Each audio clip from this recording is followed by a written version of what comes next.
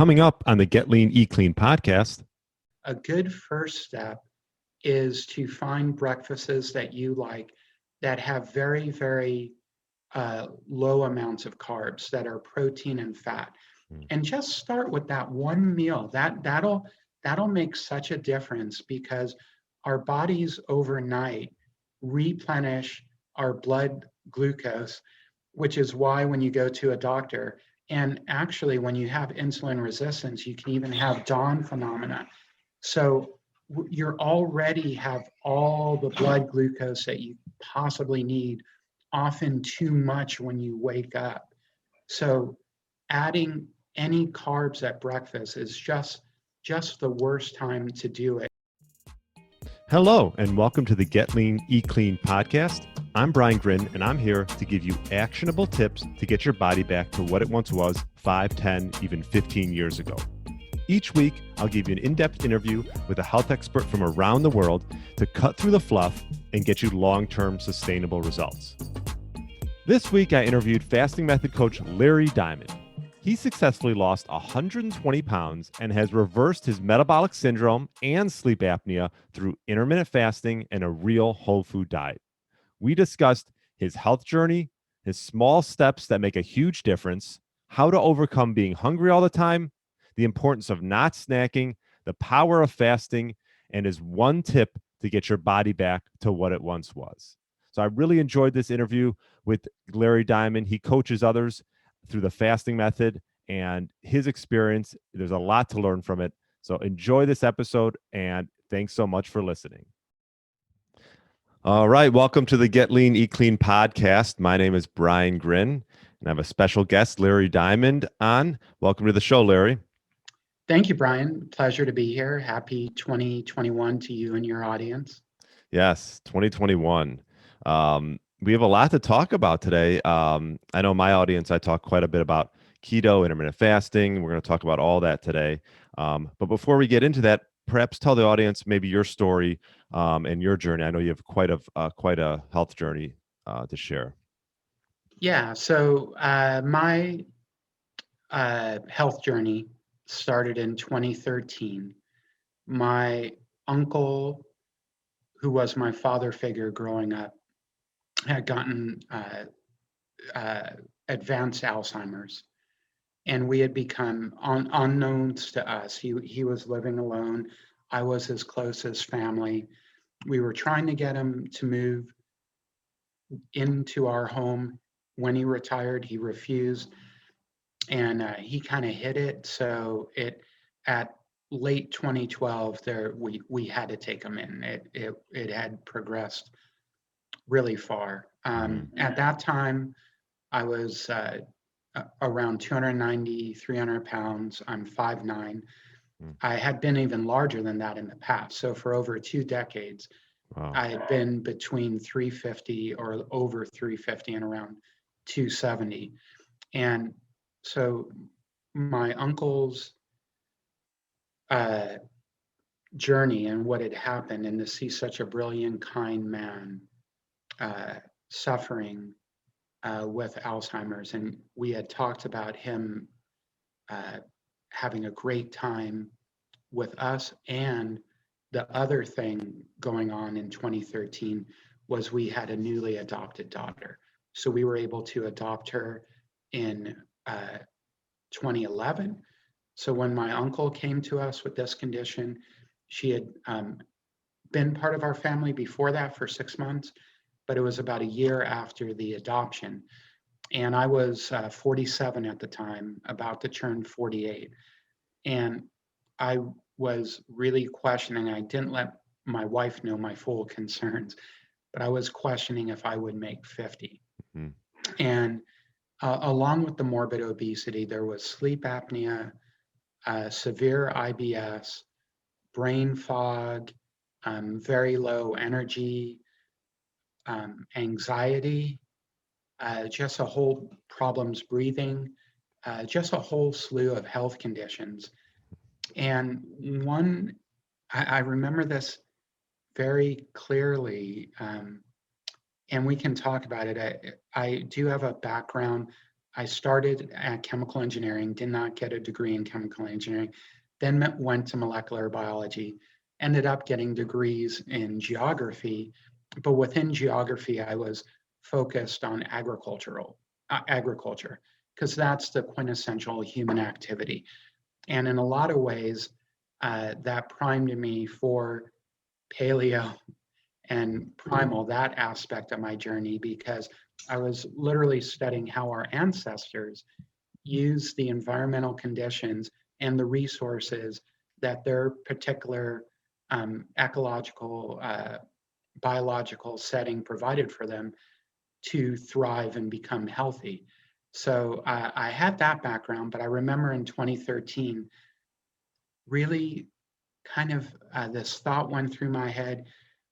What if his Alzheimer's is a form of diabetes? Because his mom, my grandmother, in the early 70s, was when it was much less common, did pass from type 2 after having her leg amputated. That was one of my earliest memories, visiting her in the hospital. So, in a way, a subcontext of my entire life had been what's going on with my family in particular, and also my wife's family that I married into. Why are so many people suffering from what I came to know is insulin resistance, metabolic syndrome, or hyperinsulinemia? I don't know if these thoughts were going through my head for years or decades, but I had the thought, what if it's the carbs? So when I reached what I call my go time, other people call it finding your why, high Hmm. motivation. I started May 1st. I know a lot of people start January 1st, Hmm. but what's important is when you reach this go time, I was so thankful for the first time. I call it ready, fire, aim. A lot of times we just accept what's told to us, even though in our own lives it failed over and over, in our spouse's lives, that the move more, eat less, all Hmm. calories are equal. We still kind of do that. So what I did was pull back and do ready, aim, fire. So the aiming part was actually, I was fortunate to have this science background, geography, molecular biology. That's a really cool combo.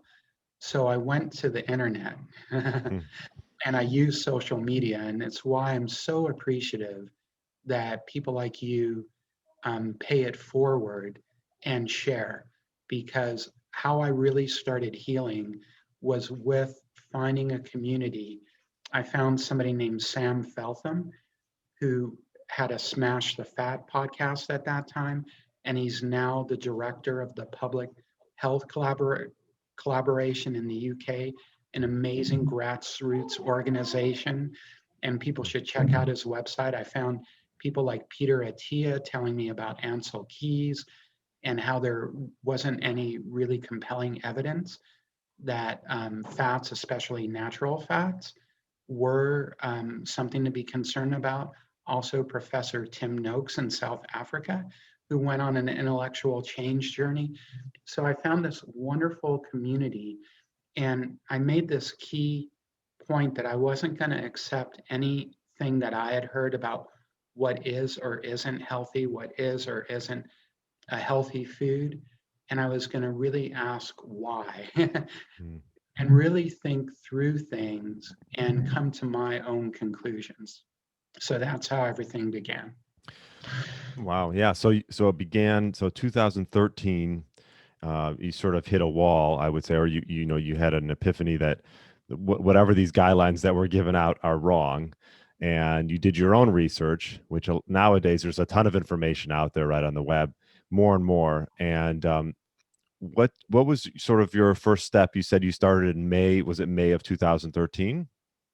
Yeah, my first step was, well, so there was some small but very actionable steps that I did at home that were really empowering and set the stage. Yeah. What were And those? then, so that was the pantry makeover. Okay. So I remember, and even though my wife had not reached her go time, she's such a supportive partner. So I had this thought, what if it is the carbs? And then there was another intellectual thought I had. Why, and people that have never been morbidly obese, and I understand both the lived aspect of it and the science of it now, we are always, always hungry.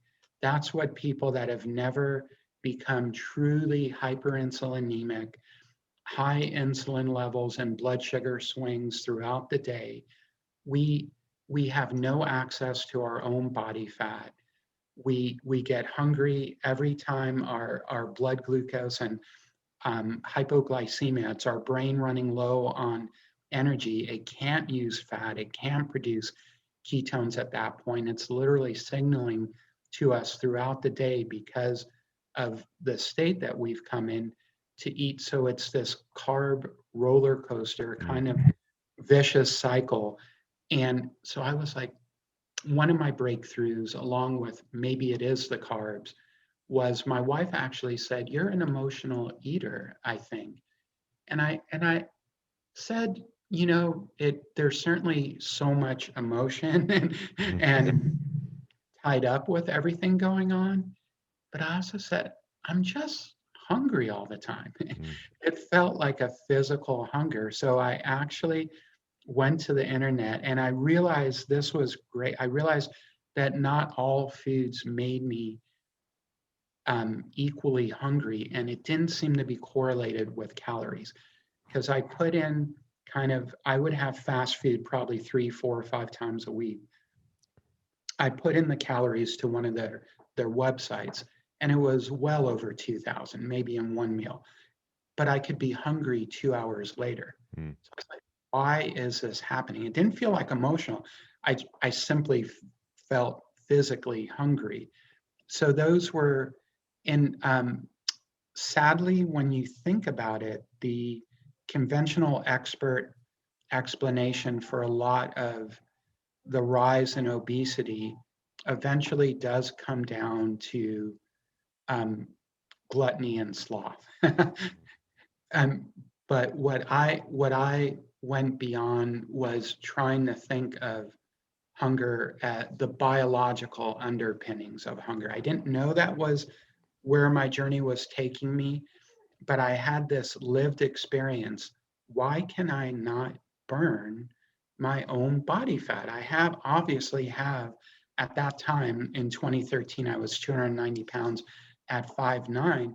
So it's a really profound question. Why can't morbidly, it is maybe the question, why can't morbidly obese people burn their own body fat throughout the day, a little bit each and every day, and go a long time without eating by burning their own body fat? Why? So, Well, yeah, and you talk about your pantry makeover. oh, sorry. Yeah, no, I like that. I always, talk about it, if you don't buy foods, that you won't eat them, right? I'm curious to know how your pantry makeover came about, and what did you change? So I remember, I don't know, again, maybe these things were percolating underneath, Hmm. but, and we can talk about this. I realized that the newer seed oils that are very, very high in something called polyunsaturated fatty acids, or N6, were not healthy. So as part of the makeover, I remember we had a bottle, I'll just say, of some type of vegetable oil. It really doesn't matter Right. if it was corn, canola, soy, whatever it was. But I remember doing a little dance, kind of taking it from the pantry, kind of walking over to and dunking it, and it was so empowering. Hmm. And these things are so cheap, so I maybe Right. threw away $2 or $3 worth of seed oils, but it was so empowering to do that. And I also told my wife, and she was supportive, I said, I'm never buying bread and pasta ever again. So any bread or pasta that was there also got dunked into the trash can. I know it's a slightly wasteful, but that food was creating so many health problems. And my wife went with that as well when she was in our home. Also for me, candy, ice cream, and potato chips because I definitely had a snacking and eating up almost to the time of going to sleep habit. Yeah, no, I mean, that right there can make like a huge difference. Um, Maybe talk about like the emotional, mental part of it. I had Drew Manning on. He's that fit, Yes. fat, fit guy, Yes. and he's gone from obviously being 75 pounds overweight and brought it back. That was years past, and he's done it again. Now he's going back to getting fit, but he talked a lot about that, the mental, emotional part. Was that the most difficult part for you, or what sort of help make it easier for you? Yeah, and I'm a big fan of Drew's, and people should definitely check it out because he intentionally gained 70 pounds to get a better understanding of some of the issues, the emotional and the lived experience of his clients, because he had adopted being really into fitness for his youth, and so he wanted to understand his clients better. I think for me, the biggest thing was that I had always accepted um, this uh, phrase, but I could never do it. Um, just eat real food. I I understood that food was, well, I don't want to overstate it, but I did reach a point where I understood the food choices were well beyond um, you know, brain fog and low energy and the obesity and how I appeared to other people. They were endangering my life. Hmm. So there is almost a kind of learned helplessness that you want to make this change. And it's so common, and it's so common for people that are exceptional in their careers, are able to raise kids, are able to be involved in community service, do all these amazing day in and day out things, but they can't get control over their eating habits.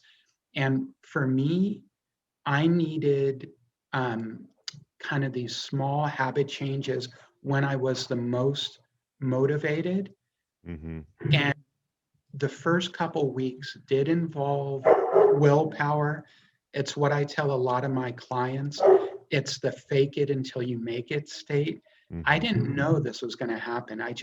But what I found was after 2 or 3 weeks of really kind of being intentional, and also, I didn't care about fat loss at the beginning. I didn't care about weight loss, and I only lost 2 pounds my first month. I knew intuitively that success hinged on overcoming constant hunger, and I was like, let me try this a different way with changing not the amount of foods I eat, but what I eat. And if I was becoming aware of blood sugar swings and hyperglycemia, and I know a lot more now the biology of hunger, and also that natural fats are healthy. And people were proposing that low carb, high healthy fat had a hunger advantage. And so I was intentional the first 2 or 3 weeks, and especially the first 2 or 3 days. Um, that metabolic switchover, I did feel worse and even loopy because my body cannot produce ketones or run on free fatty acids. So my brain did have an energy deficit. So Hmm. I want to make people aware of that. Magnesium and salt can help, Hmm. but you're literally retooling your metabolism to switch from burning glucose every day to switch for burning your either plate fat or your own body fat, which is exactly what we want. And body fat is like a gigantic log. So it makes, as we're going to probably talk about, not snacking, it's like a clean burning. It's great for mitochondria. So you get that. You don't produce as many reactive oxygen species, but on a more practical lived experience, you're able to not have food control your life anymore. So it did involve um, a willingness to go for it, for understanding the science. But the great thing, Brian, was unlike any other thing, after 2 or 3 weeks, the hunger went down. So it kept getting progressively easier. Whereas every attempt before, I would get more and more hungry with starvation mode. So, was it white knuckling? Not really, because I love, and this is another great aspect to share with your audience, Mm-hmm. the foods that got me healthy.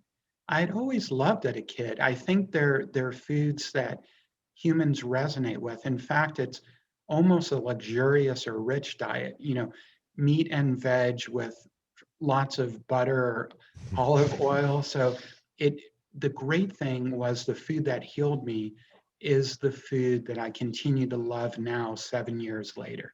So it wasn't this, rice cakes and and Mm-hmm. bean curd or whatever, non-pleasurable diet. And I think that's a breakthrough. I think humans have a fat tooth. So once we understand the science that natural fats are healthy, we can then switch over to a diet that is satiating, that reduces insulin, that takes us to become fat burning. And it's the diet that both heals us and it's our maintenance diet, which is awesome. That's like the gold standard. Yeah, no, that is great. And yeah, I know you talk all about, hunger, controlling hunger. I mean, that's so key. What I know you mentioned magnesium, some people are, might need to up their salt intake Yes. to help control hunger. What other tips do you have that you use to help sort of, control your hunger? And obviously, eating, like you mentioned, healthy fats and things like that was a big piece to it. But what other things did you do to help with hunger? Yeah, know that it's a process. Hydration is also important. Right. A lot of times, people, we can be getting feeling hungry, and it's actually low hydration because food has a lot of water in it. Mm. So remember to be hydrated. Also, I think the best thing, and we were telling everyone in our circle, we'll talk more about intermittent fasting, but a good first step is to find breakfasts that you like that have very, very low amounts of carbs, that are protein and fat, Mm. and just start with that one meal. That'll make such a difference because our bodies overnight replenish our blood glucose, which is why when you go to a doctor, and actually when you have insulin resistance, you can even have dawn phenomena.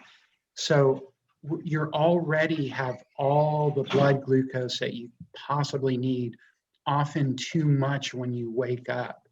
So adding any carbs at breakfast is just the worst time to do it. And um, so start with like bacon and eggs. It Hmm. doesn't have to be bacon and eggs. It could be eggs and avocado, maybe a little tomato, could be leftover. I like warming up, like if I cooked a roast, some meat and an omelet. So kind of a steak omelet in the morning.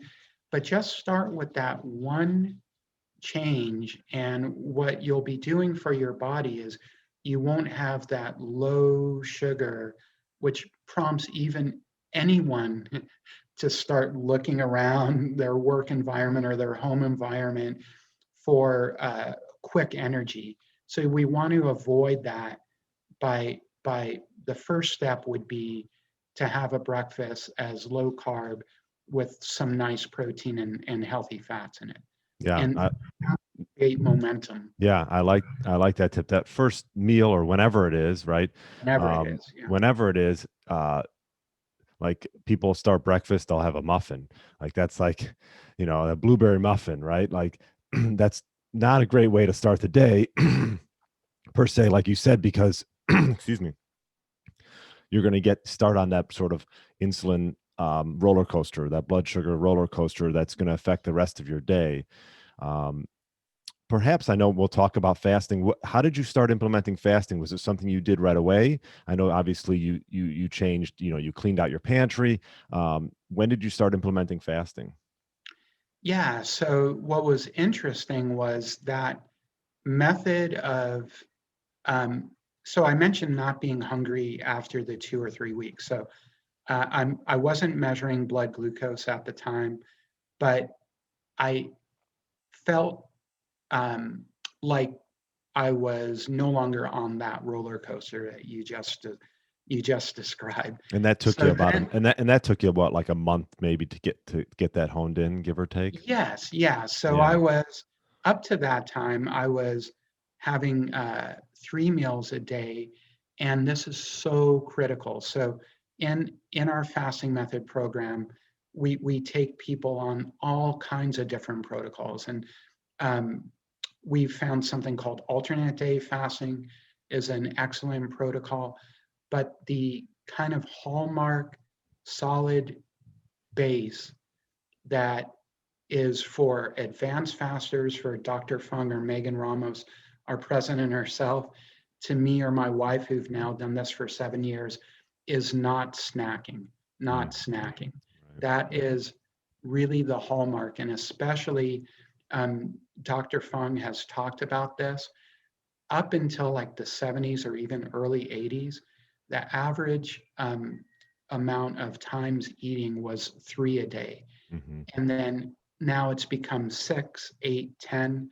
Right. And as much as sugar and seed oils and flours and ultra processed foods are culpable, um, and in obesity code and diabetes code, he talks about this. It's not only using insulin, but it's how frequently any of us trigger insulin throughout the day. Then we become resistant. Our body literally stops listening to it. I heard somebody named Sean Stevenson talk about, think of it as a direct message. Hormones are messengers, they send signals, they're communication aids for our body to work well. When you snack, all of a sudden insulin signaling starts going to the spam folder. Isn't that empowering? It starts going to the spam folder. Our body no longer listens to insulin, it becomes insulin resistant. So long story short, I just somewhere about 3 weeks a month, 5 weeks, I just started organically without even knowing the term time restricted eating or intermittent fasting, not having breakfast. So that's how it started. And sometimes as my fat burning ramped up and my metabolic healing, my inflammation went down, so a hormone called leptin, my body could then sense all the extra fat I had. And what's so cool about this, I think my metabolic rate even went up, even though I wasn't eating as much, because leptin kind of controls metabolic rate. So then a lot of times I would just not really forget, but just not be hungry at work. So I had some 1 meal a day. So it was Hmm. it was not intentional. It was a result of all this hormonal and metabolic healing. And yeah, it was pretty awesome. It just happened kind of organically. Yeah, that's great. I mean, you got up to what, like almost 300 pounds, right? And it probably took you your whole life to get to that point, right? Like, Oh, I this much, but in my late 20s, I think there might have been some exposure and or reactions to some pharmaceuticals mm, because I never really wanted to blame this, but I was always husky. I'm 55, so mm, it was called husky clothes. So, and again, with my grandmother getting type 2 and having her leg amputated in the 1970s, I think my family genetics, I very much love epigenetics, epi above that, but so it means genes are not destiny. Genes are not destiny. And I communicate that to our fasting method members all the time, both the science and my lived and my wife's lived example that genes are not our destiny whatsoever. So I think I'm prone, even more so ironically than the average person, to insulin resistance and obesity and type 2 with, our high carb, frequent snacking food culture. So I did get up to 350, like I mentioned, by around 27. So I Mm. certainly, but ironically, I never developed type 2. And we don't have time to get into all the rabbit holes, but there is something that people might want to look up called personal fat threshold. I wasn't healthy, but many of us have different abilities to put on subcutaneous fat. And that's very, very important for your audience because a lot of people can become type 2, never being above 25 on the BMI. They can have double digit A1Cs because they have less capacity to put excess energy or excess calories from the frequent snacking into subcutaneous fat. So the fat starts going into their organs, so forth and so on. But yeah, I got really large, at a what I would consider a very young age. So it now what Dr. Fung, once it happened, I think this is the key, Brian. Once it happened, then it kind of sets up a vicious cycle because I probably got fatty liver and fatty pancreas. So then when I might have a meal of even real food carbs or eat like somebody who didn't have fatty pancreas and fatty liver, my blood glucose would go up on theirs. So then that's what's so powerful about the fast method. Because when people find themselves in this situation, fasting can literally, we call it therapeutic fasting. It can literally start reversing in really powerful ways. What we found is even people doing keto and real food, mindful of natural fats, just crushing it with keto, but still eating 4, 5, 6 times a day, can't reach their goals because they really need to add the fasting to give their bodies an opportunity to get that additional fat burning within their organs. That's why it's so powerful what we do. Yeah. Yeah. And fasting such a powerful method, and I like to think of it as almost just like a tool in the toolbox. I um, love it. People, I think people fear fasting. They think like it's almost like they're going to starve themselves. How do you explain it to your clients when for to someone that's never done fasting before? Sure. One of the best ways and the most illuminating is what we call riding the hunger wave. And there's been a lot of science. So, and I was this way too. Our bodies are so adaptable, which is can kind of go the wrong way, but then knowing that it can go the right way. And they quickly adapt to new habits, like becoming fat adapted. Mark Sisson, who I love, and I'm a primal certified health coach, really does talk. I mentioned the 3 weeks, the 3 weeks of consistency. Really, we become different at the metabolic level. So it's people will experience hunger, especially if they've never fast. But what they've never experienced is by having this intent, being motivated, it's like shocking to them that if they're able to have some water, have some salt, and we do recommend 1.5 teaspoons as a good starting point. That's around 3,200 milligrams taken throughout the day. People take it in various ways, and we literally recommend real salt, which is Redmond real salt, or Himalayan salt, a good natural form of salt. Sea salts have all these micronutrients, and there, believe it or not, there can be ultra processed salts that Hmm. have all kinds of additives and caking agents. You want to stay away from those. But it's called riding the hunger wave. And once people can get to like 30 minutes or an hour, the hunger goes away. It, it goes away, especially if they can combine that with the protein and fat breakfast. Right. Yeah. And Yeah. Go ahead. yeah, yeah, that's that's the because almost everyone I thinks won't sink it gets that they'll get hungrier. So it makes logical sense that quote unquote they can't do fasting or it would be super painful or not. So it's those riding the hunger waves, which is a skill like anything else. Mm-hmm. And what can be helpful, I found, is again starting with the 3 meals and really focusing for the first few weeks on not snacking. Say my fasting. I also think people go backwards if they try like a 3 day fast off the bat. It's really painful. It would be akin to somebody wanting to do cardio who had never run doing a 5 or 10K. I've done 5Ks, but I built myself up to that.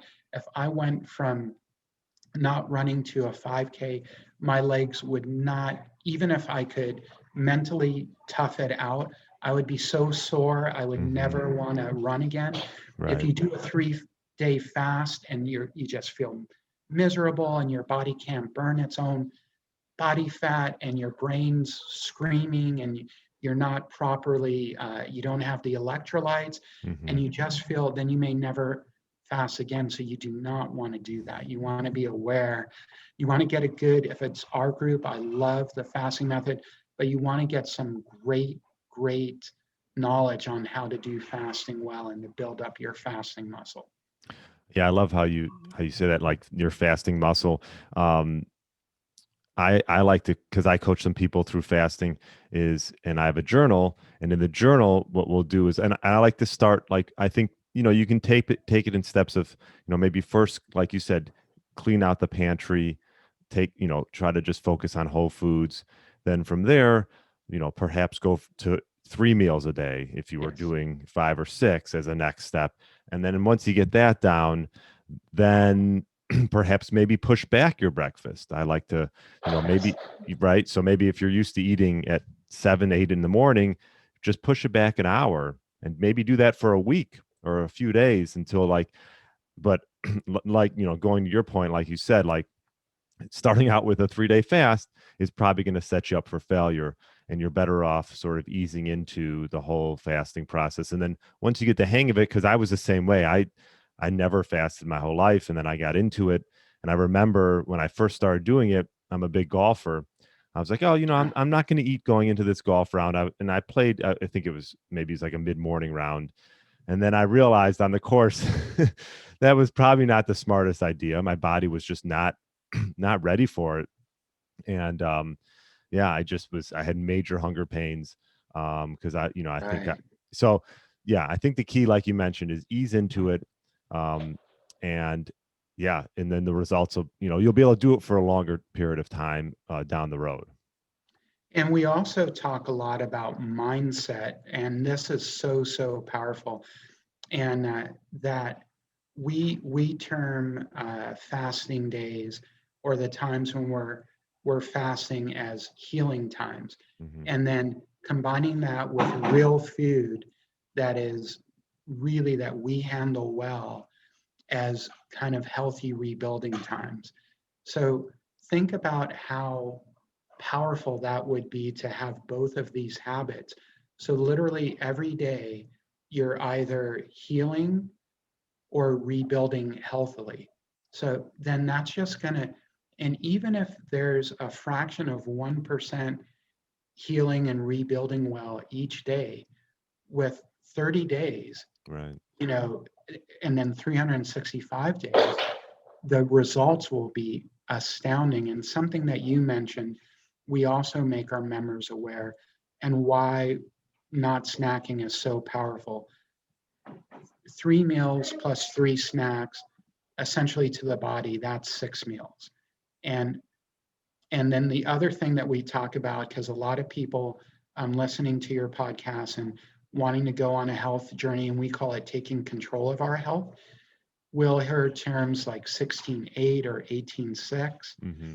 Um, and it's important when people are able to do the two meals, let's say, and push that back, the first meal, the going back to the original word, Mm-hmm. breakfast, break fast. So Right. whenever that happens to be, that you eat in two eating windows, maybe 90 minutes to start and then 60 minutes that you're mindful and present with your meal, but maybe eat from 11 to 12 and then 5 to 6, but not throughout the eating window. So then insulin's only used 2 times a day, and you can look at graphs. And with a low carb or keto healthy fat, not much insulin is used. There's not much blood glucose swing. So insulin will go up, then it'll go down, then it'll go up a little bit. And then beautifully, it'll go really low, low enough to set up the actual lipolysis or fat burning in that 18 hours of not eating. So every day, you're burning a little bit of your own body fat every day, 4 calories for satiation. And again, think about burning, even if it's a little bit, but compounding, like compounding interest, we all know Mm-hmm. that can pay big dividends, literally. Same way for fat loss and regaining your health. Yeah. And what's your, I guess I'm curious now. So now you're into, you're a coach at the fasting method, health coach, and you're coaching others, and you've had this great weight loss journey. Um, what's your routine now? What does it look like now? And I'm sure it changes, throughout the, depending on the day, but I'm curious to know what you do now. Yeah. And yes, absolutely. And let me just for my clients, because I did mention this, and our website is thefastingmethod.com. I mentioned something called alternate day fasting. And this is when people get really good at those 18-hour and sometimes 24 hours, or maybe they get really busy and they go overnight. And that going overnight is so powerful because I talked about organ fat. It gives the body an additional opportunity. We talked about it as a tool. The body will go, aha, I've really depleted liver glycogen. I'm producing ketones, and people love their brains on ketones. Ketones will go preferentially to the brains. And something that people love is what we continue.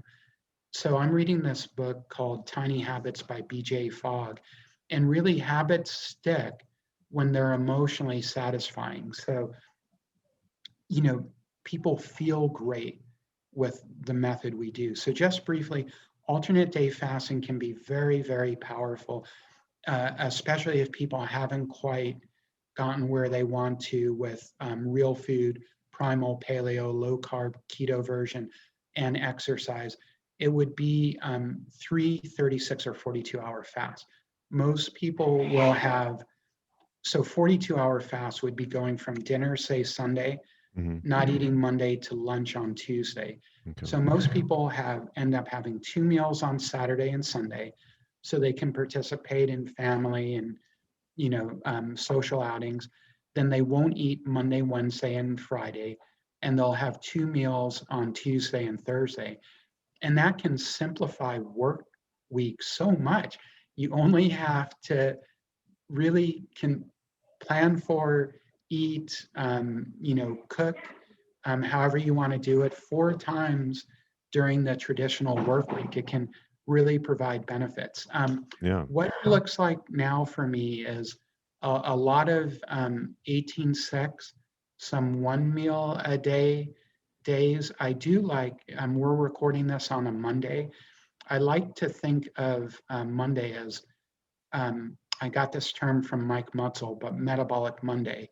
So Mondays usually always at least a 1 meal a day, and probably every other week to every third week, it's at least a 42-hour fast. So I like, and then I like once a quarter to have a 3-day fast, and once a year to have a 5-day fast. So that's what things look like now. Yeah. No, I like that. And I mean, obviously you've been doing this for a while, so like you said, your fasting muscle is strong.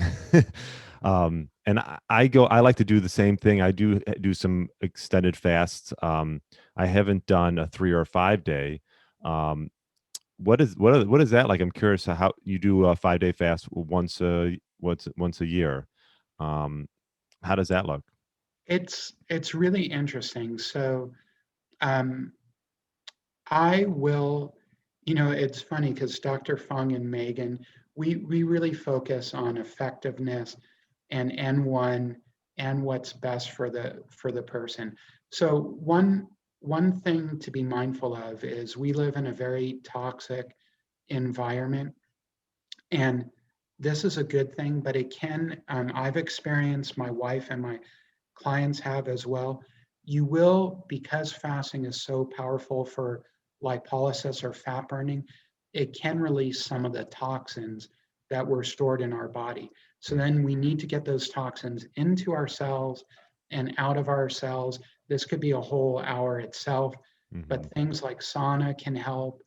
Things like really well researched, safe binders done correctly. I don't have time to, but something like activated charcoal can help. Right. But I like to support my liver. I so I often do extended fasting as bone broth fast. So either high quality store bought bone broth, or when we've made our own, maybe 1 to 3 cups. Um, there's lots of nutrients. It's a great way to make sure I get all my salt. Bone broth and salt go together so well. So you'll So have it has, you yeah, I'm sorry. So you'll have 1 to 3 cups of bone broth during those extended fasts. Is that right? I will, a high quality bone broth. And I measure, I think again, our body is on our side. My ketones after that first night, so into the second day, they're usually above 2, and then my blood glucose will stay right around 80. My ketones will be usually on the subsequent days, 3 or 4.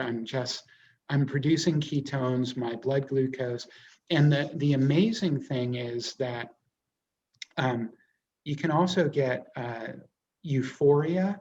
And a lot of our clients, some clients, it depends on the client, they do more 3 day fast as their protocol, or even 5 day fast and the alternate day fasting, because they find, especially on day 3, 4, and 5, they're the least hungry.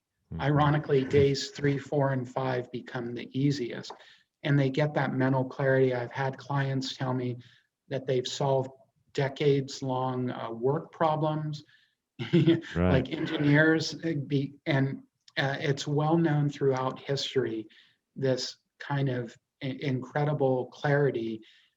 It's probably because more fuel is being supplied to the brain on ketones, and it's such a great fuel for our brains. Our brains and bodies just love that. And I mentioned my blood glucose being steady. So humans have always had to fast throughout history, out of necessity. So it's the ultimate not fad diet. The Hmm. only time in human history that we've even eaten 3 meals a day has been the last 100 years. The only time we've eaten more than 3 meals a day has been since the 1980s, and that hasn't worked out well. So I want people to be aware of that. Fasting is not the fad. That's why we can supply all the glucose we need from our own bodies, um, uh, protein and fat. Triglyceride. It has a glycerol background, or backbone, or stored fat. Our bodies can convert that, so people don't have to worry, especially as they build up their fasting muscle. So, we talked about it not being comfortable off the bat, but lots of people end up really enjoying the 3 and 5 days. Um, yeah. Yeah. So there's no wrong way to do it. If you want to do it with bone broth, and I didn't complete that thought, but bone broth is very supportive of the liver. So I feel like on longer fasts, I'm detoxing more because I tend to I regain about 50% of this, maybe sometimes 60%. But on the longer fast, I tend to lose like 2 pounds on the scale. So I'll be losing, 10 pounds in a 5-day fast. That's a lot of fat burning. So I want to support, so I'll take saunas as well. Mm. You want to be mindful with saunas that you also build up your fasting or sauna muscle. But yeah, so it can feel really good. It can feel really good. Yeah, if you want to try one, I would definitely suggest doing it with bone broth and being mindful that you may be experiencing some, not because it isn't working, but because it is working, and maybe some toxins that were stored in the deeper fat that you're getting to in a longer fast. You know, you want to be mindful of addressing those toxins in an actionable way. Yeah. And a quality bone broth, I mean, is the main reason you do that for mainly for the minerals, the electrolytes, just the hydration of it? It's a great, yes. And it's got a lot of um, nutrients with certainly not, it doesn't interrupt my fat burning at all. Right. It may or may not interrupt autophagy for a Right. little bit, and it helps extend fast. And it's, even though I'm used to it, since I only do a 5-day, I'm used to shorter fasting once a year. It Hmm. can even help, um, with some of that hunger, especially on day two. Sometimes day two is a little tricky for me, Hmm. so it has multiple benefits. Yeah. And we won't go into autophagy. I just did a podcast on how if coffee affects autophagy. What are your thoughts around black coffee? So one of the people we work with, Dr. Nadir Ali, Nadir, and Ali. Uh, it so we talk a lot in the fasting method, and I'm sure you do with your clients, N=1, and it's part of the kind of cool puzzle solving, being a health coach and enlisting the other person on really observing their responses and so forth and so on.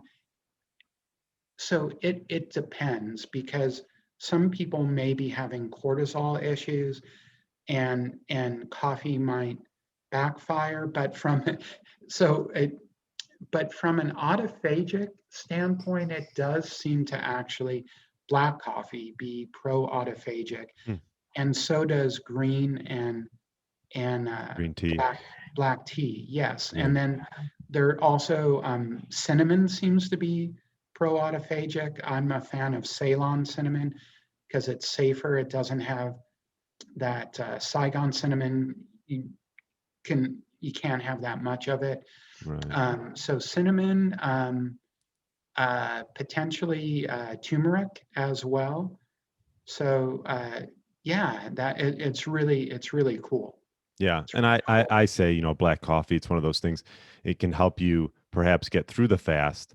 And if it does, then go for it. I wouldn't put a ton of sugar or creamer and stuff like that. I mean, I know people like to do. We won't get into it, but the bulletproof coffees and things like that. Um, and I know we're running up on time. I'll just ask you this, Larry. What would be? I know we've talked about a bunch of different things, but what would be maybe one tip you'd give someone who wanted to just get their body back to what it once was? Maybe 5, 10, 15 years ago, and let's say they're in their middle aged. Yeah, I think to I would kind of say mindset, um, to think of it as an adventure, to embrace it, to think of it as, what we're talking about as kind of a celebration of what life can be, what you can be. Uh, Connect with as many whys for Hmm. making these habit changes as you can do. Mine wasn't particularly the mirror. There's nothing wrong with it Right. being the mirror, but it could be, my big one was not wanting to be hungry all the time.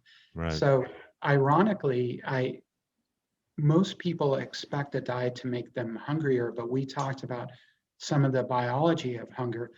So I connected my journey with a sense of better quality of life and actually freedom. And also that when we do, it sounds like you're a very accomplished health coach, things get easier, not harder. So it's not like you will not invoke starvation mode. You'll be getting less and less hungry. You'll start enjoying food more, believe it or not, because you'll start enjoying umami and savory and bitter. Your sweet tooth will adjust. So all of a sudden, 85, 90, 95% chocolate will become enjoyable, and you'll be able to sustain this. I'm sure you're all about this. Not a short-term plan at all, but giving people the real science and changes and support to make this a lifestyle, an enjoyable lifestyle for the rest of their life. So yeah, think of it that way. Don't think of it as a way of eating and way of living change, not as a diet. And that it's a gift. It's not restriction or